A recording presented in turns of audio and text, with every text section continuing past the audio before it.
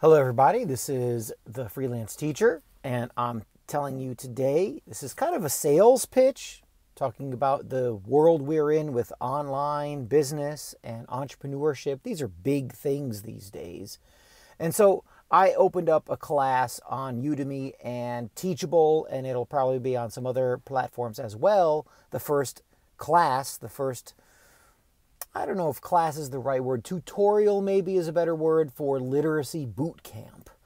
And someone asked me, why literacy boot camp? What's that all about? One of my colleagues flagged it as well on social media.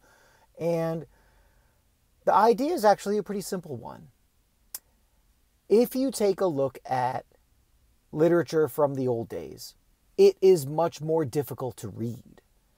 Now, the myth is that nobody could read. Everybody was just a hayseed and an ignoramus and some kind of dirt farmer and didn't know how to come in out of the rain. And only the elites would walk around and read this amazingly difficult material. That is completely false. That's a total myth. Okay? You go do some research. Spend half an hour online. Look at reading scores in New England in the early 1800s and the late 1700s. I think the numbers are in the high 90s. I want to say Connecticut was at 99% literate back in 1812, 1806, 1822. And back then, literate meant something way more difficult than it does today. So my point is, regular people could read. The two examples I always talk about are Last of the Mohicans, early 1800s, bestseller, regular people read it. Pick it up and read it. You will be amazed. And you'll also be amazed at how could regular folk just pick this up and read this if they were farming. And this predates the Industrial Revolution. How is that possible? They were more literate. Take Thomas Paine's Common Sense, the other example I keep going back to. A fifth of the colonies read Thomas Paine's Common Sense. You can read it for free. Find it, read it, and ask yourself, how did regular people not only read Thomas Paine's Common Sense, but also grasp the concept that Paine was getting across in the sense of what being a free colony was going to be all about? This is revolutionary material, and people understood it. Can you understand it? Maybe. Here's the thing. The tools that made people that literate back then have been removed. They have been taken out of the curriculum. Do you think I'm lying to you? How often does your son or daughter have grammar in grade school, or middle school, or high school? Now, think about this. How often did you have grammar lessons? Proper grammar lessons.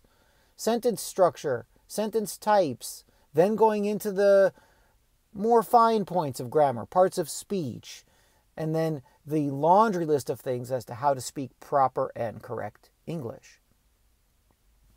I think the numbers are getting smaller. My experience as an instructor, as a teacher, as a tutor, I see very little grammar. They have been removed for various reasons. Why have they been removed? That's probably another discussion. I recommend The Underground History of American Education by John Taylor Gatto.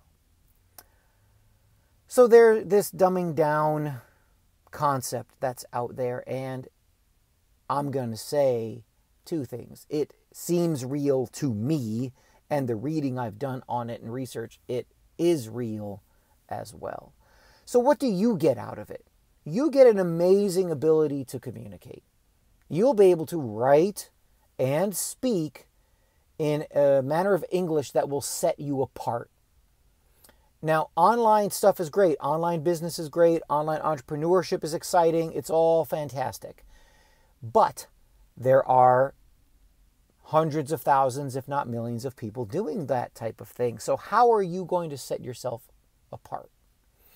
Let's say you're a young person, you're just looking for a job. If you're going to sell shoes or be a caddy, or if you're going to work in the local store, How are you going to set yourself apart from the other teenagers who just want a job for a couple hours a day, a few days a week? Well, I think your speaking skills can be the difference maker. So your active literacy, actively creating writing, actively creating speech will be wonderful and superior to others. You have to set yourself apart in this gigantic auction that you're now taking place in high school and then post-high school college. I also think you're going to be smarter. And here's why. When you encounter things that are difficult to understand, whether you like them or not, it could be the manual to the microwave that you're trying to read. It could be works of literature or reading in college or high school. You now will be able to access those things. The first lesson of Literacy Bootcamp is diagramming sentences. Diagramming sentences, not much fun, but every sentence in English, if you can diagram a sentence, you at least have the tools to say to yourself, if I'm going to diagram this thing, what do I need to do? And I cover that. It could be, someone could transcribe a lecture in physics.